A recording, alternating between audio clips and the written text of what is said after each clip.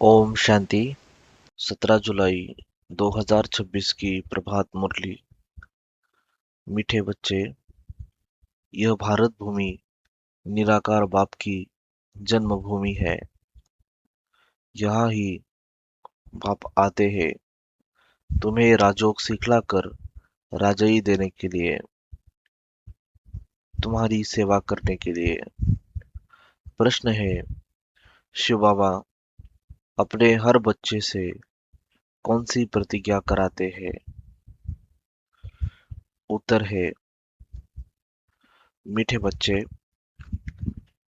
प्रतिज्ञा करो कि बाबा हम कोई भी विकर्म नहीं करेंगे। 5 विकारों का हम दान देते हैं।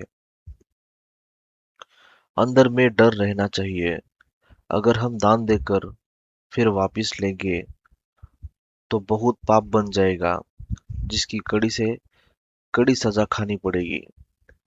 हरिश्चंद्र की कहानी भी इसी पर बनी हुई है। ओम शांति।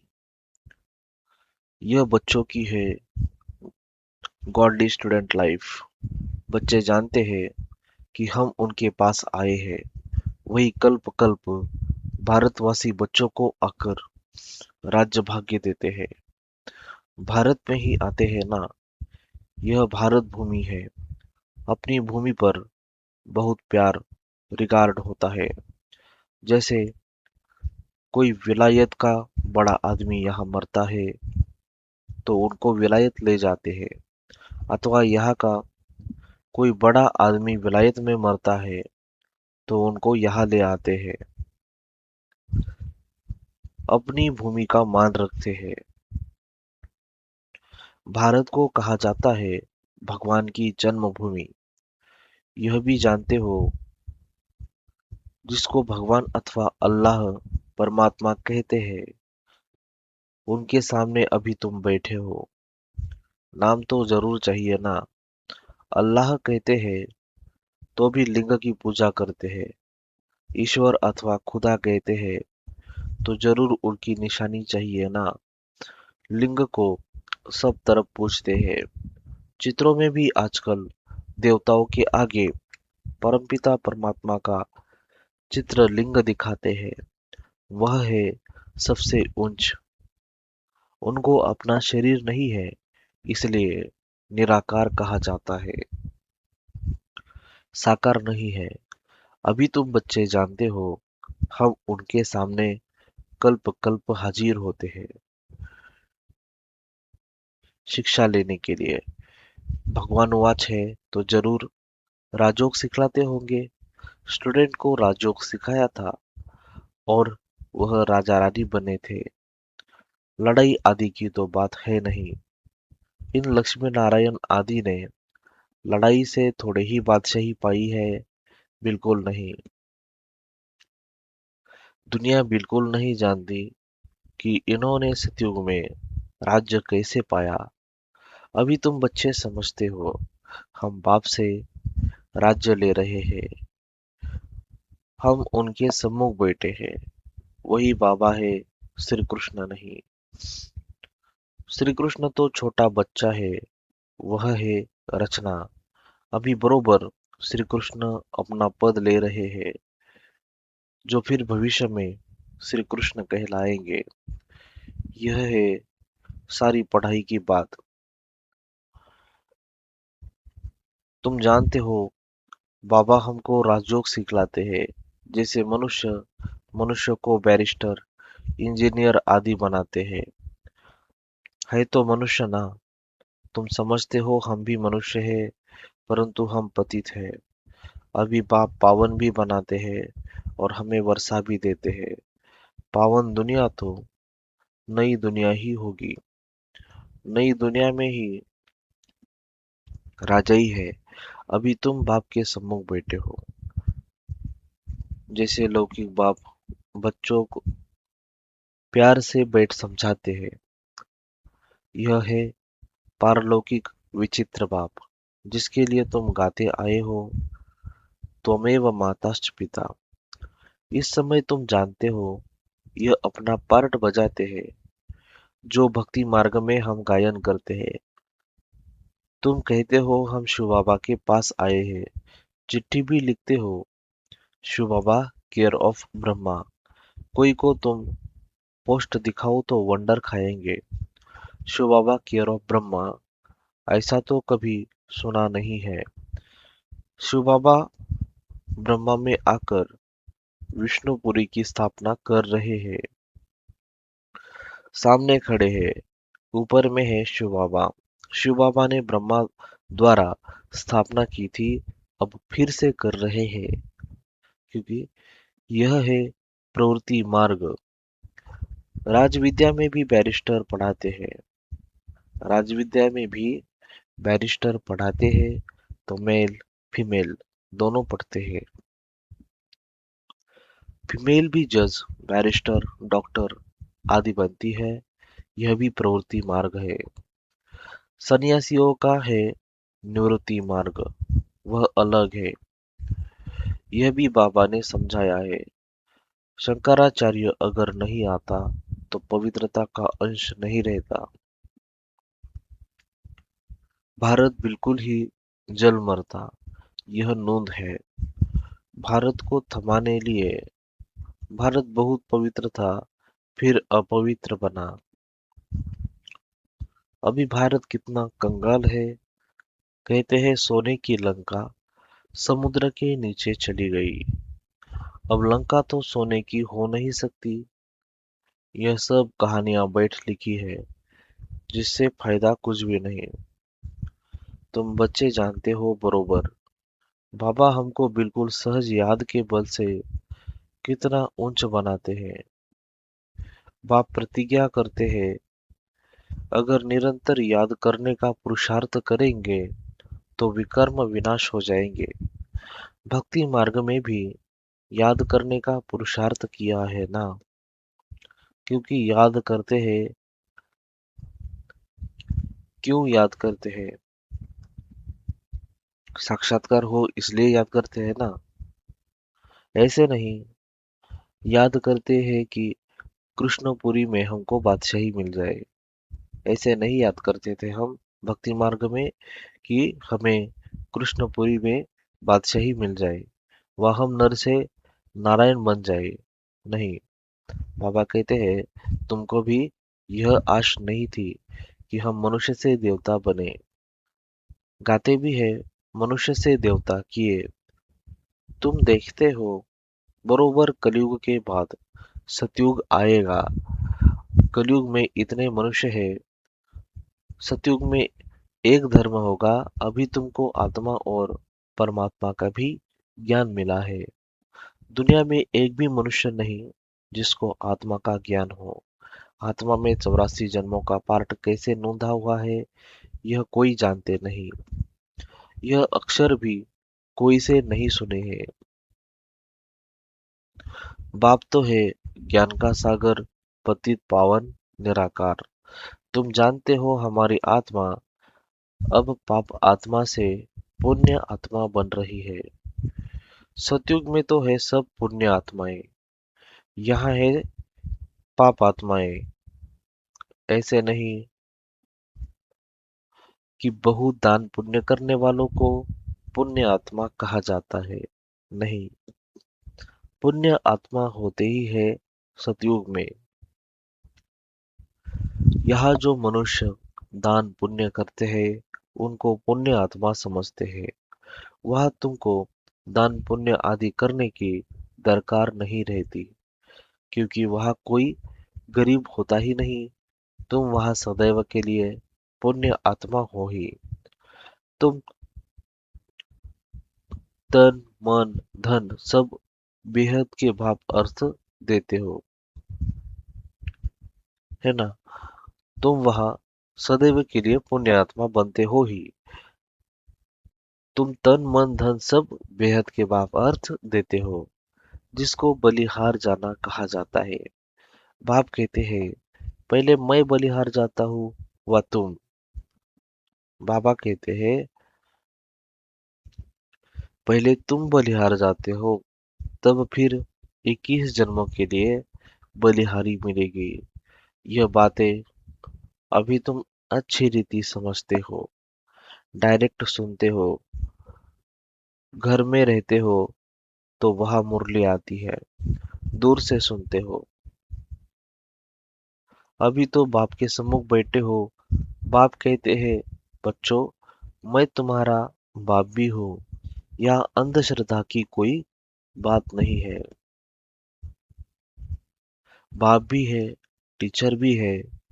बाप का बनने से वह शिक्षा देते हैं। तुम्हारी बुद्धि में अब सारा ज्ञान है। इस 84 के चक्र का तुमको सारा ज्ञान है। 84 का चक्र भी तुमको समझाया जाता है। जो 84 जन्म लेने वाले नहीं होंगे वह समझेंगे नहीं। तुम समझते हो बरोबर। हम 84 का चक्र लगाकर अब वापिस जाते हैं।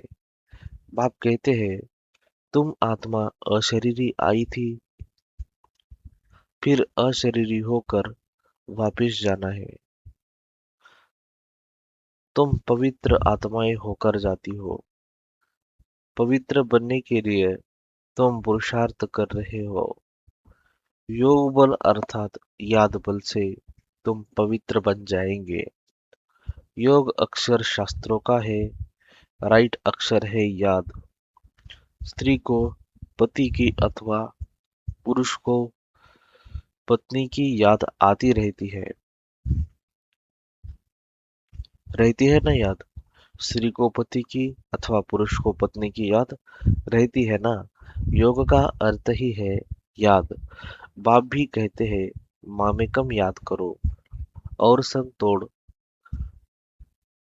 मुझ अपने बाप के साथ बुद्धि योग जोड़ो, और संग से बुद्धि योग तोड़कर मुझ अपने बाप के साथ बुद्धि योग जोड़ो। याद करो।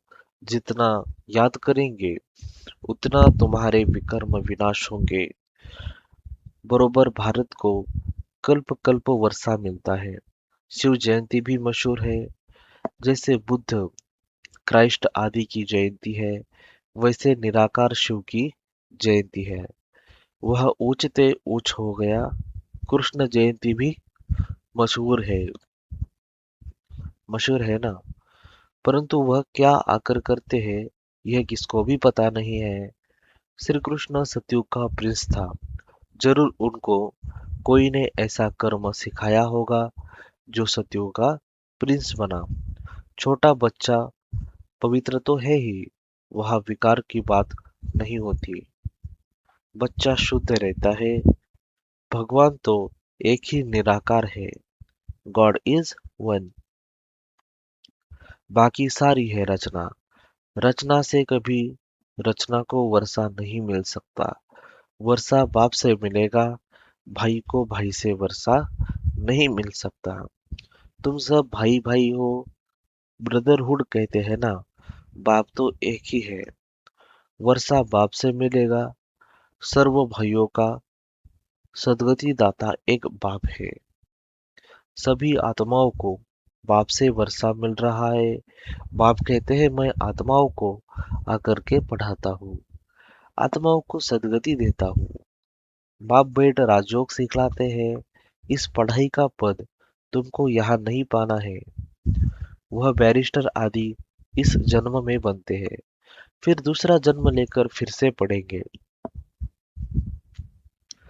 तुम जानते हो इस पढ़ाई से हम 21 जन्म के लिए प्रारब्ध पाते हैं। वहाँ सतयुग में डॉक्टर आदि कोई होते नहीं। वहाँ बीमारी ही नहीं होती। वहाँ तुम गर्भ महल में रहते हो। यहाँ गर्भ जेल में रहते हो, जहाँ बहुत सजाएं मिलती है। तब पुकारते हैं, इस जेल से बाहर निकालो, हम फिर कोई भूल नहीं करेंगे। धर्मराज से प्रतिज्ञा करते हैं। यह तुमको शिव बाबा से प्रतिज्ञा करनी है। बाबा, हम कभी विकर्म नहीं करेंगे। 5 विकार हम आपको देते हैं। दे देते हैं ना। हम ये पांचों विकार आपको दे देते हैं। यह भी बाप जानते हैं कि विकार कोई ऐसे फट से नहीं छूटेंगे।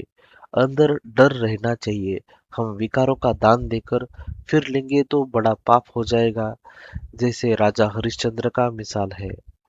बाप जानते हैं ऐसे नहीं कि 5 विकार झट से छूट जाते हैं, नहीं, टाइम लगता है। तुम्हारी कर्मातीत अवस्था होगी, तब लड़ाई लगेगी। यह 5 विकार है बड़े दुश्मन। उसमें भी मुख्य एक है देह अभिमान। उसका दान देना कितना मुश्किल है। घड़ी घड़ी बाप कहते हैं, अपने को आत्मा समझ, मुझ बाप को याद करो। परंतु यह होता नहीं। देह अभिमानी बनने से फिर काम की चोट लगती है। देह अभिमान सबसे तीखा है। देही अभिमानी बनने की मेहनत है। मुख्य देह अभिमान आने से ही पाप हुए हैं। 5 विकार दान में देना पड़े, इसमें समय लगता है। साजन बिगर सजनिया तो जा न सके। पहले साजन को जाना है, फिर सजनिया। साजन को आकर सब आत्माओं को ले जाना है। जब तक कर्मातीत अवस्था हो, तब तक पुरुषार्थ करना है। देह अभिमान में आने से ही फिर भूले होती है। कहते हैं बाबा, देह अभिमान में आकर विकार में गिरे, तूफान तो बहुत आएंगे। विकार का संकल्प आए, परंतु कर्मेंद्रियों से कोई भी पाप नहीं करना है।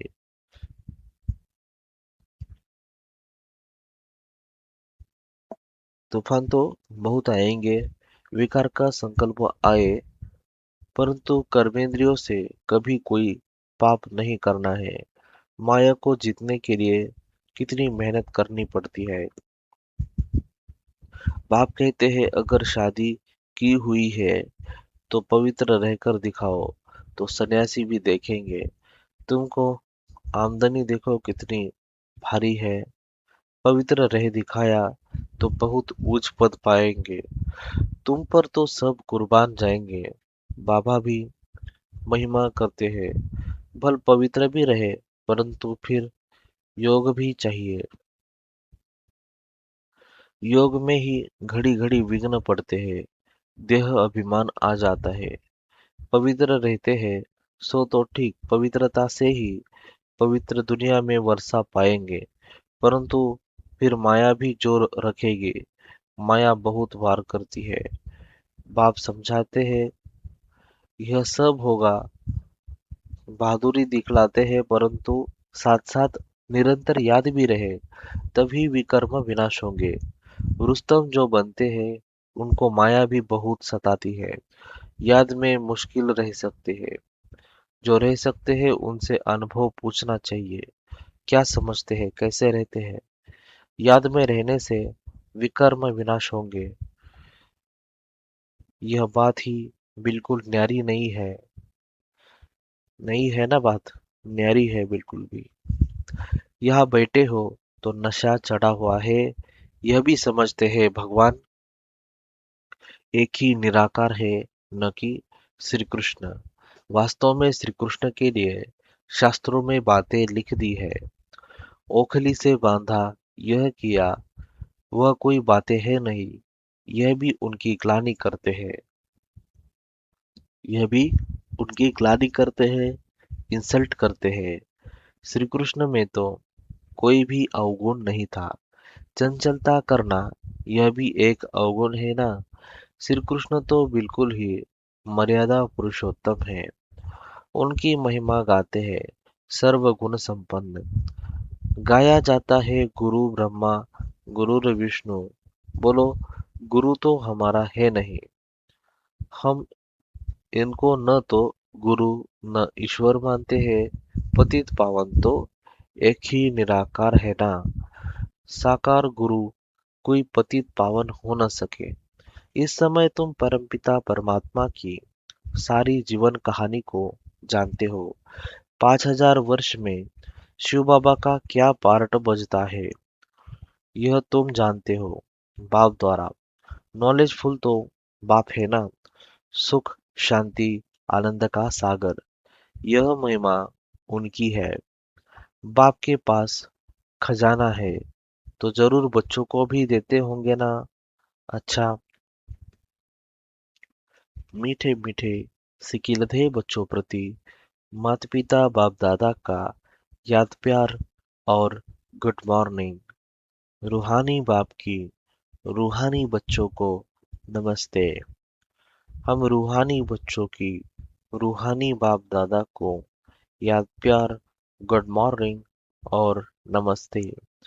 वाह बाबा वाह, शुक्रिया बाबा शुक्रिया आपका, पद्मा पदम शुक्रिया। धारणा के लिए मुख्य सार है, कर्मातीत अवस्था को प्राप्त करने के लिए इन कर्मेंद्रियों से कोई भी भूल नहीं करनी है। पवित्र रहने के साथ साथ याद में भी मजबूत होना है। सदा पुण्य आत्मा बनने के लिए तन मन धन से बाप पर बलिहार जाना है। एक बार बलिहार जाने से 21 जन्म के लिए पुण्य आत्मा बन जाएंगे। वरदान है, सहज योग को नेचर और नेचुरल बनाने वाले हर सब्जेक्ट में परफेक्ट भव। सहज योग को नेचर और नेचुरल बनाने वाले हर सब्जेक्ट में परफेक्ट भव। जैसे बाप के बच्चे हो, इसमें कोई परसेंट नहीं है। जैसे बाप के बच्चे हो, इसमें कोई परसेंटेज नहीं है। ऐसे निरंतर सहजयोगी व योगी बनने की स्टेज में अब परसेंटेज खत्म होनी चाहिए। नेचुरल और नेचर हो जानी चाहिए। जैसे कोई की विशेष नेचर होती है, उस नेचर के वश न चाहते भी चलते रहते हैं। ऐसे यह भी नेचर बन जाए, क्या करूं, कैसे योग लगाऊं, यह बातें खत्म हो जाए तो हर सब्जेक्ट में परफेक्ट बन जाएंगे। परफेक्ट अर्थात इफेक्ट और डिफेक्ट से परे। स्लोगन है, सहन करना है तो खुशी से करो, मजबूरी से नहीं। यह अव्यक्त इशारे है, ज्वाला स्वरूप स्थिति में रहकर शक्तिशाली याद का अनुभव करो। पावरफुल योग अर्थात लगन की अग्नि। पावरफुल योग अर्थात लगन की अग्नि, ज्वाला रूप की याद, यही भ्रष्टाचार अत्याचार की अग्नि को समाप्त करेगी और सर्व आत्माओं को सहयोग देगी। इससे ही बेहद की वैराग्य वृत्ति प्रज्वलित होगी। याद की अग्नि एक तरफ उस अग्नि को समाप्त करेगी, दूसरी तरफ आत्माओं को परमात्मा संदेश की शीतल स्वरूप की अनुभूति कराएगी। इससे ही आत्माएं पापों की आग से मुक्त हो सकेगी। अच्छा, ओम शांति।